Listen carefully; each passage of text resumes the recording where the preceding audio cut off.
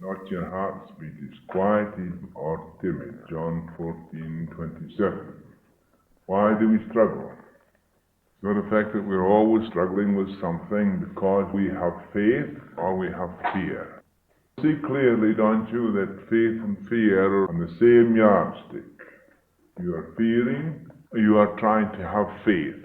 And if you have faith, you are having fear of something. Well, that is not the faith that was really meant when Jesus spoke about the faith that makes you whole. His faith was a different faith altogether. And you will see that we always struggle with opposites. So when we have faith, we're struggling with fear, are we not? And so it goes on continuously. When we begin to discern the activities of the mind, we find that there is a continuous struggle with opposites, which means only one thing: frustration. With most, there is a continuous struggle through reactions to conditions and circumstances that surround them. This is common in all shades of life: the rich, the poor, the educated, the uneducated, the great and the small. Everyone is struggling because they are struggling with opposites. Now, it's easy to see what you are doing if you look into your mind. But if you just keep on struggling, of course, you cannot see what you're doing. But immediately discern your thoughts, your emotions, and your actions and reactions, you see clearly what's taking place. Most people are reacting only. There is no action at all. You know, when you have action, when you're acting, you'll find that reaction disappears. Your reaction is only on what we call the intellectual level. It is in the mind. But in action, there is something different. There is something more concrete. There is activity. Some struggle with ill health, some struggle with circumstances, others struggles with good and evil, and this struggle goes on incessantly. We have the idea of health, and we struggle with ill health. We have the idea of plenty, and we struggle with lack. We have the idea of success, and we struggle with failure. We hold the idea of freedom, and we struggle with our conditioning. We hold the idea of good while we struggle with evil. So you see, here is a continuous struggle all the time. And why? Because it is the self that does it. Very few people understand this because they are caught up. It's easy for me to give you an idea or an idea of something, but an idea is of no value at all because of the fact that an idea is not the thing itself. And what most people are doing is giving you ideas. And what I'm trying to do is to take all your ideas away from you, all your images and your beliefs, so that you will not be struggling. And when all this struggling ceases, there is something that is eternal and ever-present, that is living. That livingness which is within you is the reality. That livingness, when it is realized, then you are living. You are not only merely reacting, creating ideas in response to another idea, or an idea in counteracting to another idea. There is a livingness that is alive, and that is action. You see clearly then that the self is always in the way. And what is the self anyhow? There cannot be a separate self because there is only one whole. God is not divided. Life is not divided. Livingness is not divided. But there is a division in man's mind with the self. And that self must be an illusion because it is separate and distinct. But the livingness is not separate. The life in you and the life in me and the life in the whole universe is one. There is no separation. And that is the cause of most people's trouble, is they're struggling all the time. While this conflict goes on, we create a greater burden. When one struggle is over, another begins. Our minds are filled with the effects of our struggle and therefore are incapable of true direction. How can this turmoil come to an end? This is the question. But the answer does not come because we are caught up in the struggle. Now let us reason this out and see how this struggle comes about and how this struggle comes to an end. When we rebel against anything, we struggle, do we not? That is so. So we react to our conditioning because we are conditioned. Is that not so? When we are conditioned, we react to our conditioning. But how do we become conditioned? Life doesn't condition you. God doesn't condition you. You condition yourselves. But how do you condition yourselves? Because you struggle, you rebel, you struggle, you create opposites. You're continually creating opposites in your mind, and because you're doing so, you're holding on to an ideal, and yet you're struggling with the opposite. Nothing external to us has any power of its own, so the trouble lies within ourselves. We have lost our God-given power of dominion. On the other hand, if we understand the cause, we would not rebel, but work from within to remove the cause.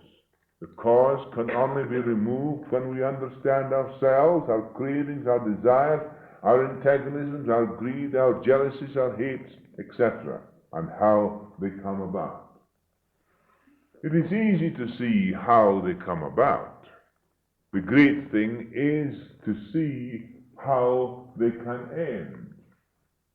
If you see then what they are, how false they are, they will dissolve away and drop from you, and then you are free. But if you start rebelling against the conditioning, you are creating an ideal of something that is in opposition to your conditioning. Therefore, you hold on to your ideal while you struggle with your conditioning, and consequently, you create a greater burden. The presence is always present, and there is no such thing as lack, no evil, no ill health, hate, or the like in the presence. And the presence is the only reality and all there is. If the presence is all there is, because there can't be anything else, God is not divided. Is there anything else beside God? I ask you that question. There cannot be, because He's infinite in nature. Can there be any other substance but His? There cannot, because He is infinite in nature. Can there be any other life but His? There cannot, because He is infinite in nature. Can there be any other living? There cannot, because He is infinite in nature. Therefore, don't you see, the whole thing lies in the presence being the only thing there is, the presence. And because it is the living presence, life alone created everything out of itself. First of all, we begin to see the substance of matter. We begin to dissolve matter into its atomic form. And we find then we begin to break these things up. There is nothing at all, as it were, that you could touch or feel or see. It disappears into nothingness. And what does it disappear on to? Then matter is not separated from energy, because matter separated from energy does not exist. Therefore we see that energy itself cannot exist by itself. It's an intelligence in action. And this intelligence is the fundamental activity of the whole universe upon which everything is built. And life is intelligence. That is an active principle of life. But then you see, there is the dual nature of life which is not separated from itself. That is the consciousness. Consciousness then becomes the core or the directing power of life. Whatever you are conscious of, so it is unto you. Consciousness directs the intelligence to outpicture according to what the consciousness holds, and therefore that is why you have your troubles. You do not see that the law is this. It cannot be anything else but the consciousness directing an intelligence that is infallible in its nature, and according to your conscious awareness of that particular thought or image, so is it produced. That is the universe. Therefore, don't you see, life itself is the cause of everything, because consciousness and intelligence is life. You can never have seen intelligence, you don't know what it is. You have never seen consciousness, you don't know what it is, but you know that it is. I'm conscious. Supposing now that you dissolve away all your thoughts, your images, your beliefs, your antagonisms, your struggling that you have in your mind, what would happen when you dissolved all these things away in your mind? Your mind would become quiet, would it not? There'd be no resistance and no struggle. And because there'd be no resistance and no struggle, the mind would become quiet. Not a forced quietness, that some people think that they can sit down in a corner and hold their mind in subjection. That's like putting a little child in a corner, putting his face to the corner because the mind is continually agitated. Therefore there is no quietness in there because there is continuous struggle. But if you then saw all this in your mind and knew and understood it, what would happen to this? It would pass away, would it not? Because whenever you understand something, it just disappears. Is that not so? All right. Then your mind becomes peaceful and quiet. Not a forced quietness, not a quietness brought about by your willing to it be quiet, but a quietness that is in itself part of its own structure, a part of its own peacefulness. And that peace, being eternal and ever-present, is in the mind. In the deeper stratas of the consciousness, there peace lies. When the consciousness then on the outer surface is not irritated, is not affected by your struggle, because you begin to understand what it is, it passes away and the deeper stratas rise to the surface. Then that quietness is there, and in that peace and in that quietness, reality is experienced.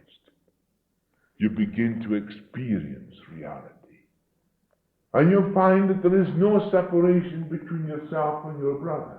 You'll find there that you are the whole, that the one becomes the whole, because the one is the whole, and the whole is the one. When we rebel against anything, we struggle, do we not? So we react to our conditioning because we are conditioned. Nothing external to us has any power of its own. So we see how these things have no power of its own, therefore everything is created within ourselves. Then how do these things come about into being? When this is known, struggle ceases. The problem then is ourselves. But how can we dispense with this self? That is the cause of all this misery. We can only do this by seeing how false the self is, with all its make-up, which is illusionary. It is this illusion of the self that must be dissolved through deep discernment of what it is. Therefore, there cannot be a separate self. It's an utter impossibility. What is that separate self then? I told you before, if you look into your mind, you will see what that separate self is. It's your craving, your desires, your hopes, your pleasures, your pains. All these things belong to the self. All your struggling belongs to the self. All the opposites belong to the self. When that which is real in itself takes its place through the quietness of the mind, you will see that there is no struggle. There is only a consciousness that is the controlling factor in the whole universe, and the intelligence, the active principle, outpictures what the consciousness directs. That's the law.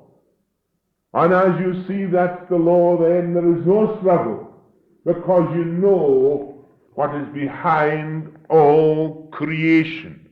And you know your own creativeness is not separate, infinite, but one.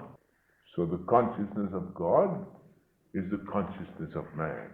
The Son of Man becomes the Son of God when he realizes who he is.